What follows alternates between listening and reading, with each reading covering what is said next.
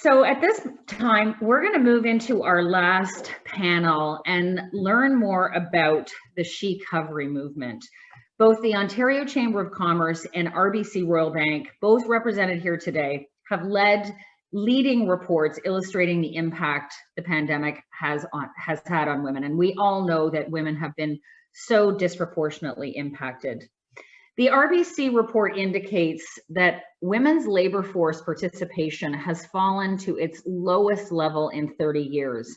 And Stats Canada indicates that this time last year, women between the ages of 25 and 54 lost more than twice as many jobs as men in Ontario.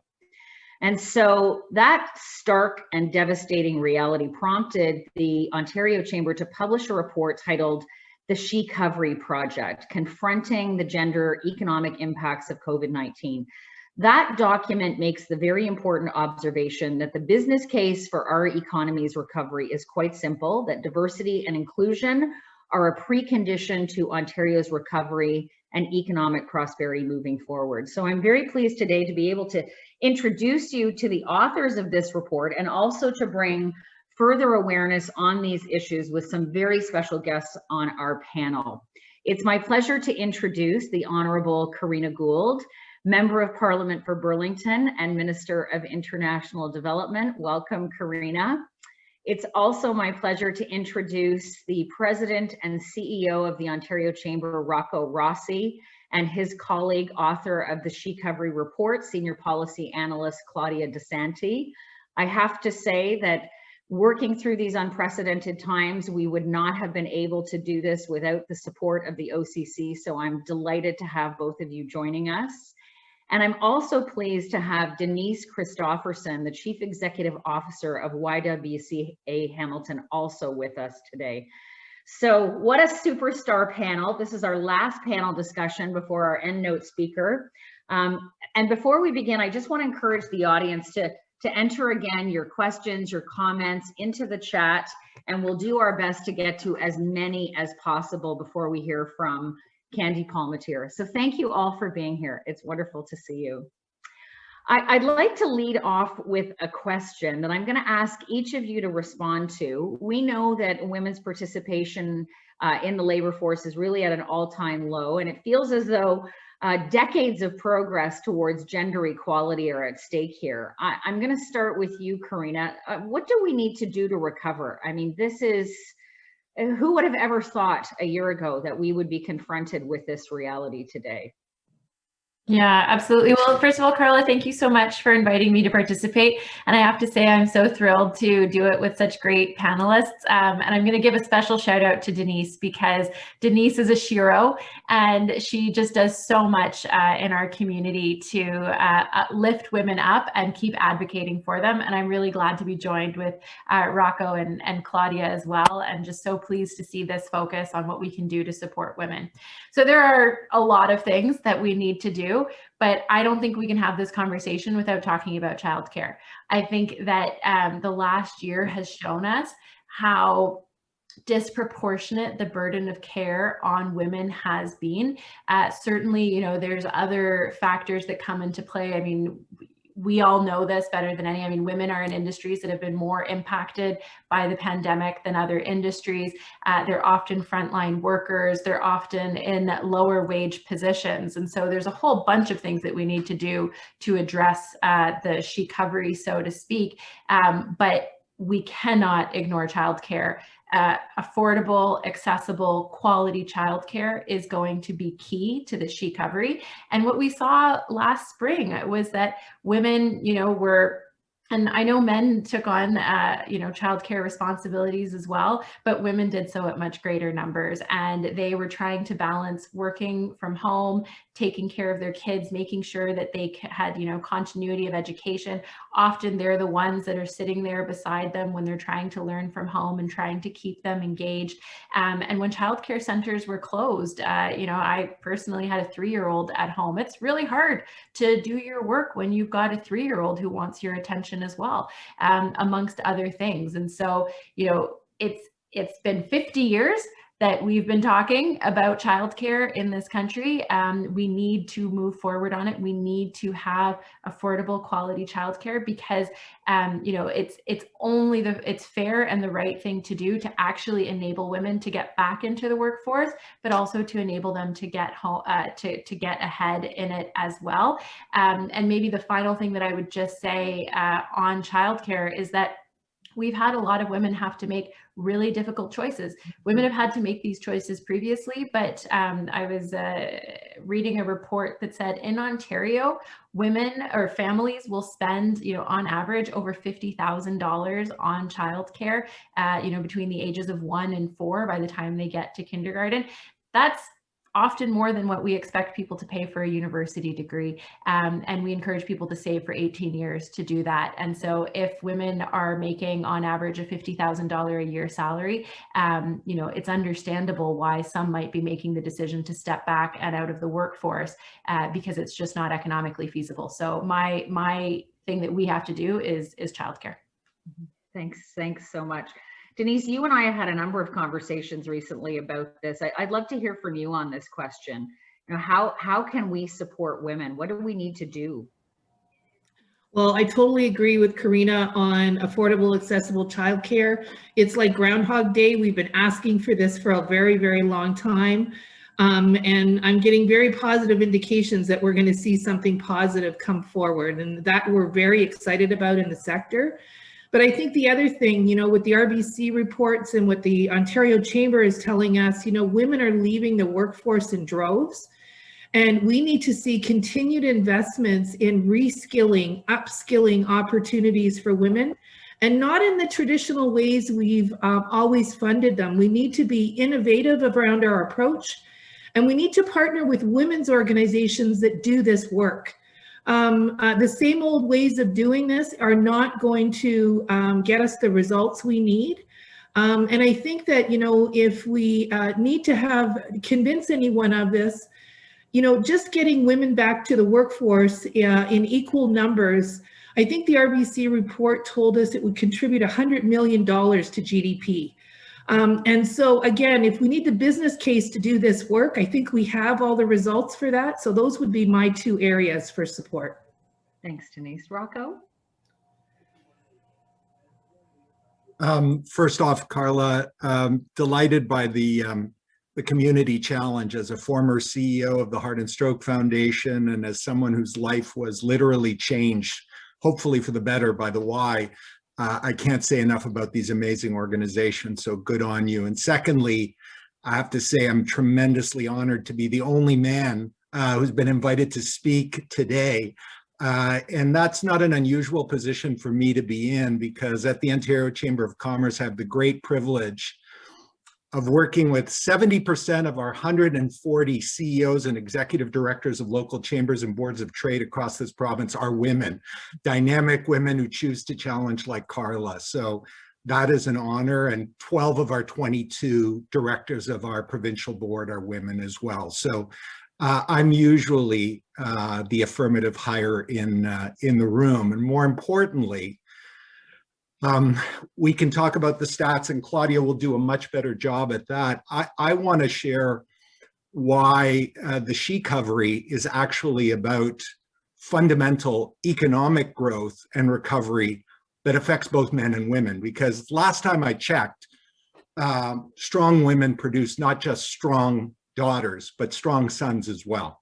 And in my case, my mom came to this country at age 19 to marry her childhood sweetheart. She had me a year later. She had 4 additional, my sisters, in rapid succession. She had only been able to go to the 3rd grade in her own language, because in that time, after the 3rd grade, you were expected to go out into the fields and help the family make a living. So through no evil plan, no structural bias, but simply the hard reality of newcomers to this country, she was effectively a prisoner in her own home.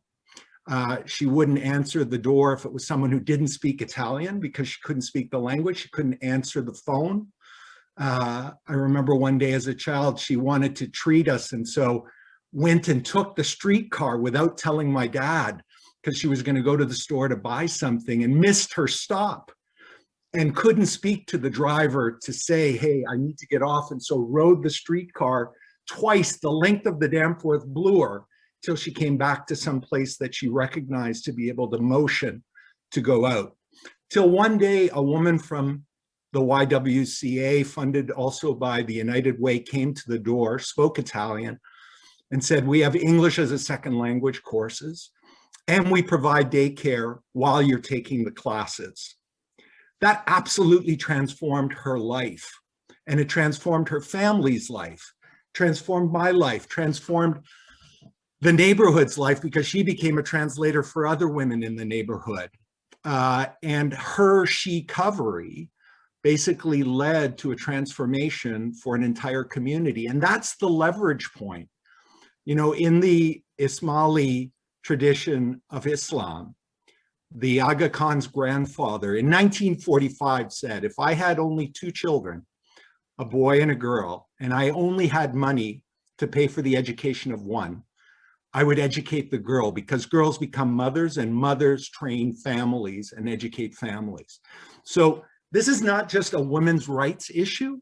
It's not just an issue of justice. It is fundamentally key to full economic recovery. And that's why we're so focused on it at the Ontario Chamber of Commerce.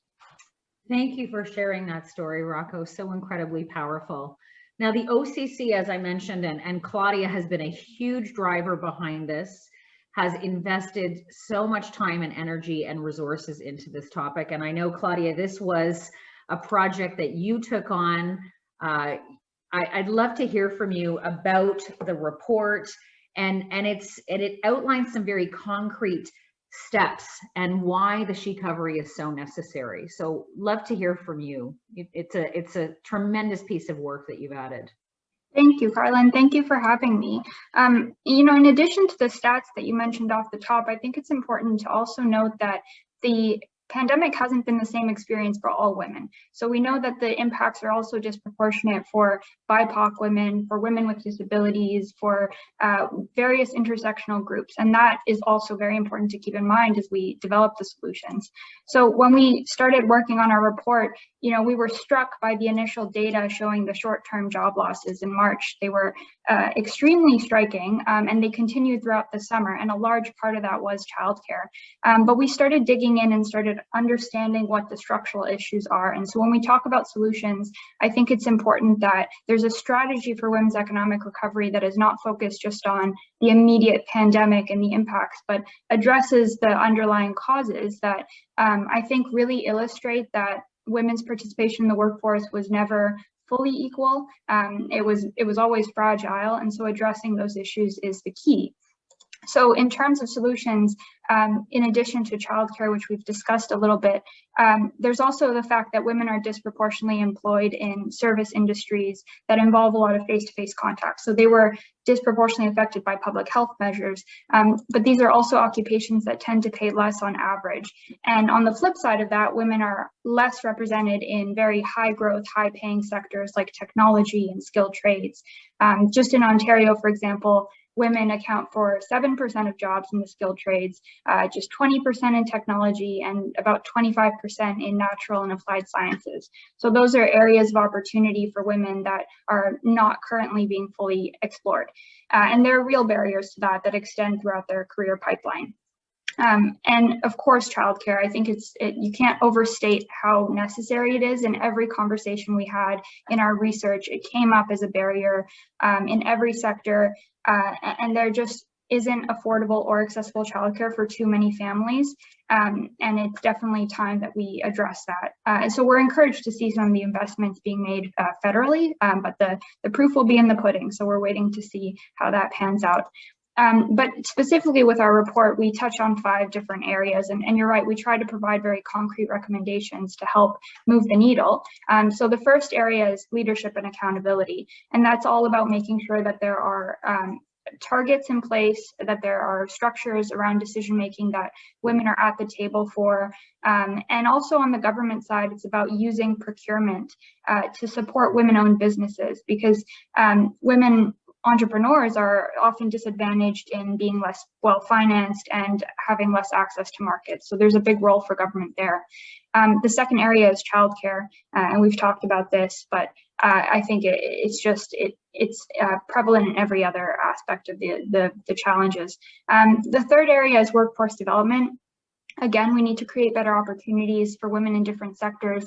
Part of this is the socialization of girls at a very young age, and that's a harder one to solve because it's cultural. But then there are barriers all the way from secondary school, the way that their guidance counselors talk to them about their opportunities, all the way to in the career that they're in. There's a culture that tends to be more male dominant, and then there are working hours that don't work for you if you have children and you have to pick them up after work. You can't stay for a meeting at 7 p.m. The fourth area is women entrepreneurship, and this is one that we've done quite a bit of research on as well, because it's a way for Ontario to rebuild its economy post-pandemic is to have new small businesses starting and growing. But for women entrepreneurs, there are barriers around financing and access to markets that can be addressed with real policies. And then the fifth area is flexible work, which is something I'm excited about because I think the pandemic has allowed us all to experience how flexible work doesn't have to affect productivity or well-being. It doesn't work as well for every type of job. So some part of this is just guidance for employers to implement the strategy that's right for them. So there's a lot more detail in the report, and I'm happy to pop the link in the chat so everyone is free to take a look if you're interested. Thanks, Claudia. That's actually a wonderful segue into a question for Minister Gould. What are some of the action steps or the actions really that the Government of Canada is taking to ensure that women are not only included but really lifted up as we bounce back from the pandemic? Yeah, it's a great question. So thanks, and thanks to everyone on the panel. And talking about women entrepreneurship, a number of you that I see on the screen actually participated in the consultations leading up to the women entrepreneurship strategy with Minister Ng a couple of years ago. And one of the things that we're working on doing is actually increasing that. And I've heard from a number of women entrepreneurs in our community that more funding for that strategy is important. So we announced an additional $15 million for that. The childcare one, oh my gosh, I am fierce on that. And the poor Prime Minister, every time he sees me, goes, I know, Karina, childcare, we're on it. But I think, the point that Claudia raised about the details is really important, because we as a federal government can, as we do with healthcare, as we do with other, social transfers to the provinces, put criteria in place, but at the end of the day, it's up to the provinces to deliver it. And so I think consistent advocacy at the provincial level is also going to be really important to make sure that we achieve that objective of a national early learning and childcare strategy that will truly be inclusive, intersectional, and quality for everyone. And to Claudia's point, I mean, one thing that we've certainly been thinking about when it comes to childcare is that flexibility, right? And not everyone works 9 to 5. Not everyone can, make that work for them. And I think one of the successes of the pandemic has been the free childcare services that the province of Ontario has provided for frontline workers. So how can we build off of that and make a good system that actually works for women and their needs? The other announcement that I was pretty excited about was the $100 million Feminist Recovery Fund that the Minister of Women and Gender Equality put forward. We need this to be a SHE-Covery. Like, it's unacceptable for us to be where we were in 2019, and our government was already doing a lot to advance gender equality, but we don't want 2019 to be the benchmark, right? 2019 is not, what we want as we move forward. We need to be thinking about a much broader, much more inclusive, much more women-led recovery. And that is where your ideas are really important. And then the other one too is I'm really grateful to Claudia for mentioning that not all women have experienced the pandemic in the same way. I mean, BIPOC women, Indigenous women, frontline workers have been very differently impacted, and in many ways disproportionately have faced and carried the burden of this pandemic. And so we also need to ensure that we're incorporating their experiences into this. And so that's where we have a Black entrepreneurship strategy as well. Really interesting programming happening with Indigenous women and Indigenous business owners. And on a procurement side, my colleague, Minister Anand, the Minister for Public Services and Public Works, and the Member of Parliament for Oakville, is really trying and leading the way on a diversity strategy within our procurement from the Government of Canada, because we know that we can actually move the needle and move the dial on supporting BIPOC owned and women owned businesses that can help expand that right across the country. And just because I saw Karen Bazo pop up as well, one of the other things that I'm really proud of is that we provided $100 million, over the course of the past year to women's organizations and frontline service providers, including shelters, recognizing, that while we've all been asked to stay home, home is not always a safe place for people, and women and children in particular. And so recognizing that we need to provide that additional support. And if I can just conclude maybe by saying this, because I think it's a point of pride, but it doesn't mean we don't have more work to do, just that Care International ranked internationally countries' responses to the pandemic, and Canada was ranked with the most gender responsive recovery in the world. So that's something we should be proud of, but it doesn't mean we don't have more work to do, because it's we've taken some really important steps, but we still know that there's a long road to recovery, but also to true gender equality. So proud of the initiatives that we've done, but know that we still have more to do. And thank you, Minister, for the steps that have been taken. And actually, on that note, I just want to go over to Denise, because she and I had a conversation recently, and you made a really astute observation that there's a paradigm shift happening in terms of how we support organizations and women as part of the SHE-Covery. And you made the comment that women are no longer being viewed as projects and organizations that support them. Did you want to expand upon that? Because your insight on that, I thought, was really valuable. So Carl, I've been advocating for multiple decades for supports for women, and that's traditionally how women have been funded. We have to write a proposal, we run an amazing program, and then we have no more funding. And so, we've made cases to different levels of government in particular and different funders that when you provide multi-year funding, you're going to see a greater impact in terms of investments. And most recently in November, we were successful through federal economic development to receive a $6.5 million investment in upskilling for women. And I'm proud to say that our first cohort is launching this week. And it'll be a cohort for women in data management and data science. And the cohort was supposed to be for 18 women, and we've had 36 register for the program. So we know, and we're going to be launching these programs with YWCAs across Southern and Eastern Ontario in the next fiscal year. So we know with this kind of innovation that we're going to see some amazing results for women and some amazing jobs for women in sectors they've never seen before. So we want to encourage levels of government and funders and all of you to be challenging people when they say, what can we be doing for women? Ask your elected representatives and funders how they're providing multi-year funding for women, because projects aren't going to do what we need to do in order to accomplish the SHE recovery. Thank you. Thank you. Now, I know, Minister, you have a hard stop at 1 o'clock.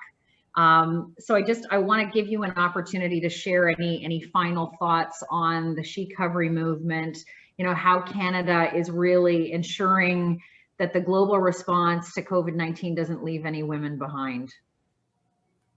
Yeah, sure. So thank you so much. And I'm sorry that I have to leave at 1, but I have a call with Melinda Gates that was booked a while ago. So I'll be in trouble if I don't make that.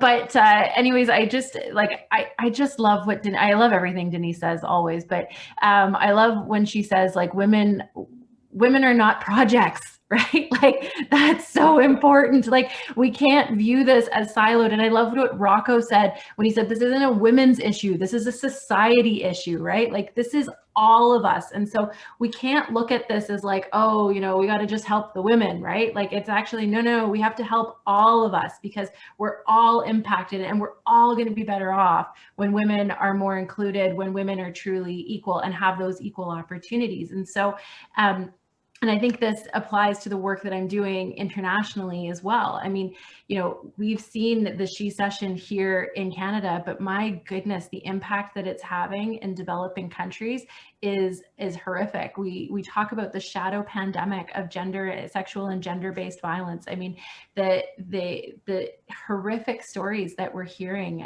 particularly with regards to young girls and adolescent girls who aren't in school right now. I mean, there are hundreds of millions of kids around the world who still haven't gone back to the classroom, and school in so many places here in Canada as well is often a safe place when home isn't. And not having access to those supports, we're worried that there's going to be 10 million girls that never go back to school.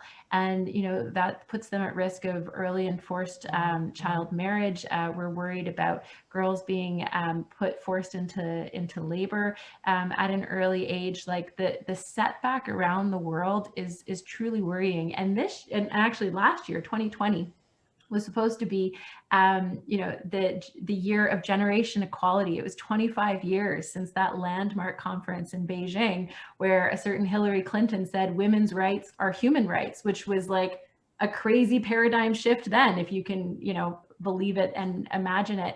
But this year, 2021, we're hoping to make the year of women's rights and of feminist movements, because it's about, you know, addressing those continuous power imbalances and structures that we really need to. So we're pushing ahead, we're forging ahead with the UN Sustainable Development Goals and putting gender equality at the heart of it, because as much as we need to do a lot of work here in Canada, we have a lot more work to do around the world. And for every girl that doesn't go back to school, for every girl who doesn't get, you know, to pursue her education and her dreams, is a lost opportunity for us as a world, because we know how much she has to contribute. So we need to do our part here at home and make sure that, you know, women come back stronger into the workforce, that they have the supports that they need, including childcare, including, I forgot to mention, you know, we've got the 50 by 30 challenge, right? So for any of you who sit on corporate boards, you know, we want 30% or 50% of them to be to be women. So, you know, keep pushing that forward, because we know that actually more diverse companies are, you know, stronger economically. So there's actually a business case to it, in addition to being the right thing. But like, that's what we have to keep doing here at home and around the world. And so anyways, I'm super excited and grateful to have participated on this panel. I'm sorry that I can't stay longer, but happy International Women's Week. It's a week to celebrate what we've done, but it's also a week to keep fighting for what we need to keep doing. So thanks so much, Carla, and everyone, and thanks to those on the panel as well. Take care. Thank you, Minister. Thank you so much. So there is so much work to be done from an advocacy perspective. And I know, Rocco, the OCC, you, Claudia, Michelle Eaton, your team, you know, this is an area that you have been very dedicated to. Can you talk to us a little bit about the advocacy work that OCC does? Because as a chamber, as a local chamber, we rely very heavily on you. We're part of your network. We're part of that brain trust that helps escalate these types of issues to government. But maybe you can talk a little bit about, you know, how has the OCC been really shining a light on the report?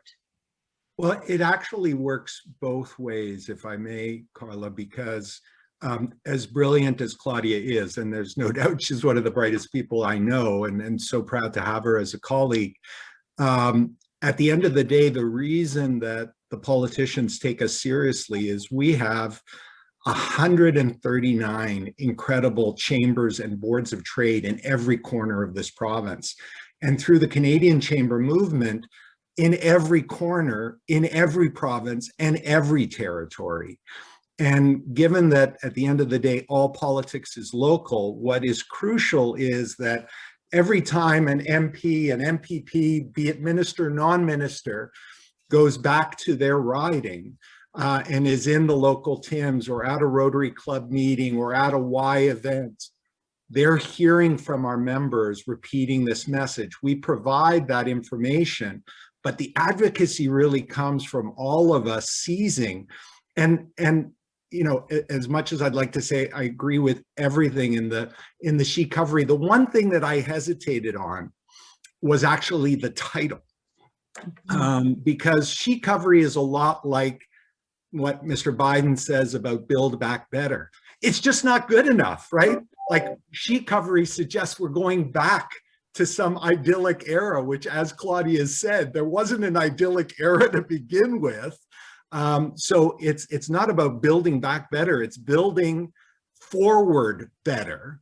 That's what we need to focus on. And when we have a network, you know, firing on all cylinders, plus great evidence and a fact base, because you can't just be, you know, this might be a nice thing to do, because at the end of the day, look, we're going to come out of this crisis with massive debt at every level of government, in every business and every family.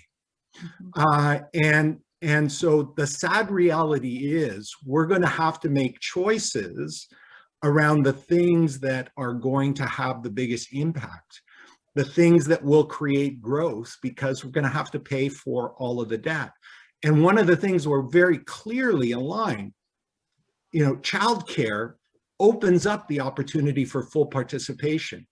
Reskilling, making sure that women are more involved. Like the example of my mom is really to underscore that if you don't give, and it's not just women, it's underrepresented or underrepresented groups, if they don't have the tools to participate, it's not just a loss for them, it's a loss for all of us, because we waste that potential and we cannot afford to waste that potential. Thank you. So Denise, I'm going to turn to you. The YWCA Canada, in partnership with the U of T, authored another report, the Feminist Recovery Plan for Canada. Do you want to talk about some of the measures outlined in that report that maybe differ from or agree with some of the other things that we've heard, and really how can we break down those, you know, systemic barriers? Well, a lot of the comments that Claudia and Rocco made, many of the same points are made in the feminist economic recovery.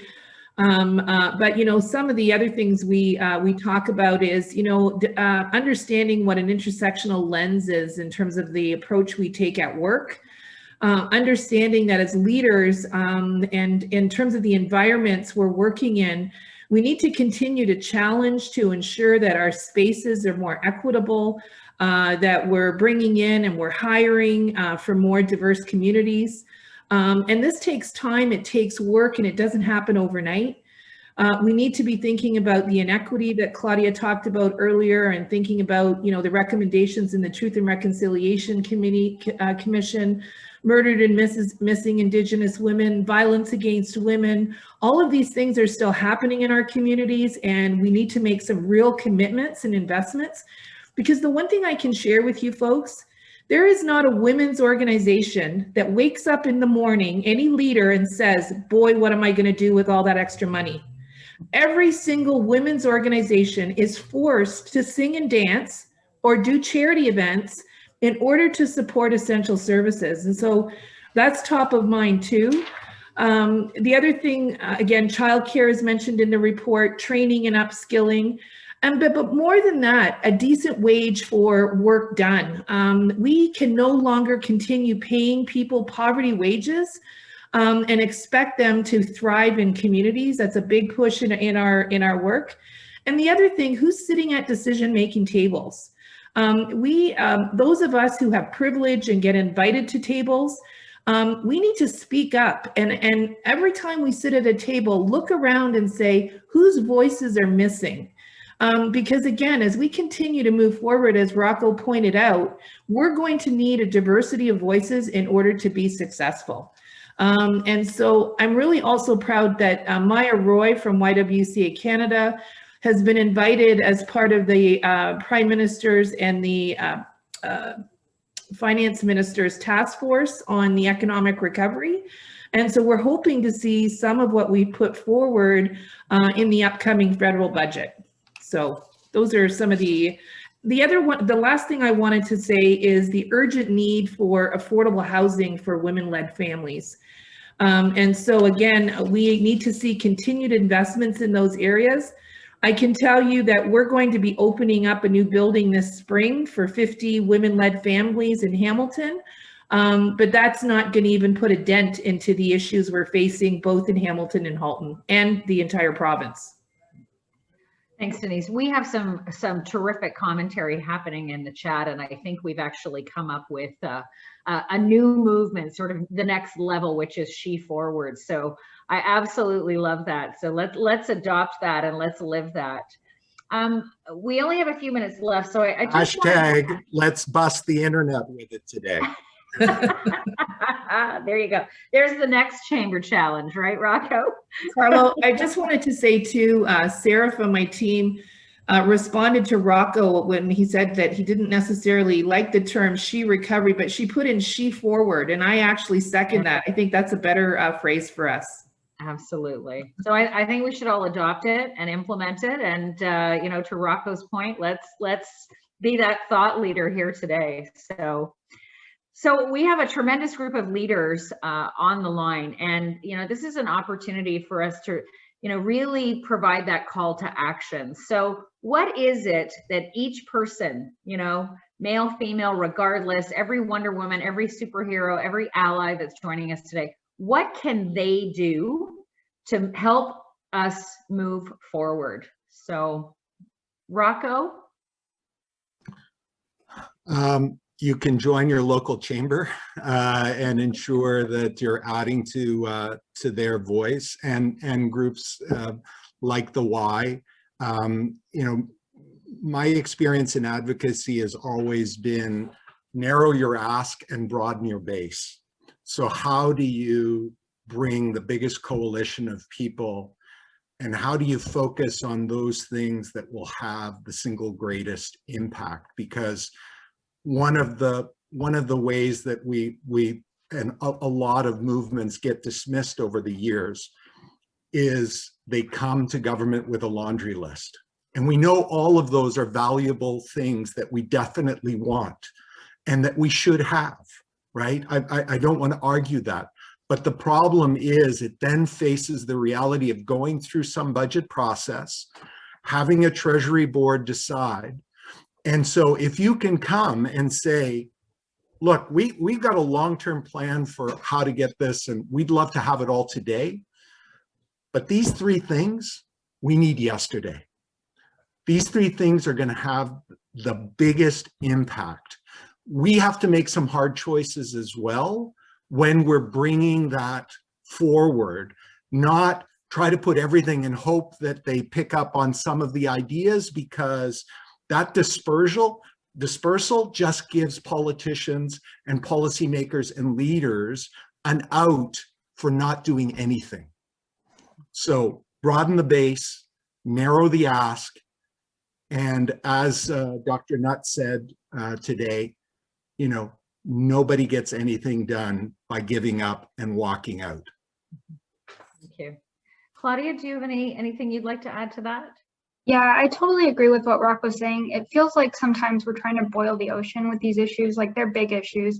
But I think there's a lot of value in partnerships, because we've seen so many individuals and organizations doing great work, but sometimes it's done in silos and it's not necessarily having as much of an impact as it could be if there were partnerships. We also know that there's employers that want to do more, but they don't know how, they don't have the resources. So those partnerships can help. So my call to action, I guess, is for everyone to look for a partner, an organization that is an ally that can help you, whether it's your local chamber, the YWCA, or another employer in your region. We've seen examples, for example, some businesses located near each other have joined forces to offer childcare to their workers. So they're pooling their resources for something very practical. But even on an advocacy level, I can promise you the OCC is making these points in our meetings with government, but the more that we can partner and get the same song sung by everyone, it really makes a big difference.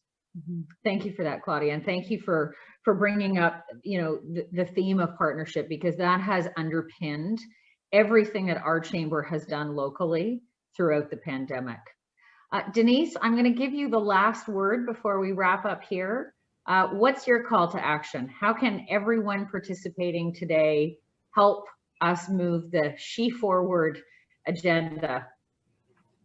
So I just like to echo Rocco by saying, our local chambers are huge support. Burlington Chamber and our Hamilton Chamber have been amazing supports to us during this pandemic, and were some of the first to reach out to us. So just a sincere thank you. But I would say, folks, reach out to women in your lives. And when a woman calls and needs support, make sure you answer that call, answer that email, have those conversations. And I'm going to challenge every employer out there right now to say to yourself, so what I do, I encourage young women when they come in to meet with me about job potential. I say to them at that time in the interview, when the employer says, do you have any questions for me? I suggest that they ask them, what are they doing for women and to be more gender inclusive in their workplaces? And what are they doing to invest in women in their community? And if the answer is nothing, I suggest they don't work for them. So I would challenge all of you out there who are employers to think about how you are advancing women's equity and overall gender equity in your workplaces. Thank you, Denise. Well, I want to thank you all so much for being part of this superpower panel today. We cannot thank you enough for the work that each of your respective organizations have done, the research, the data, the empirical evidence that you've gathered to inform decision making, and also for your insights about how each and every one of us can make a difference and really be a champion for change. So thank you very much for being with us today. And we're now going to move into the final segment of our conference agenda.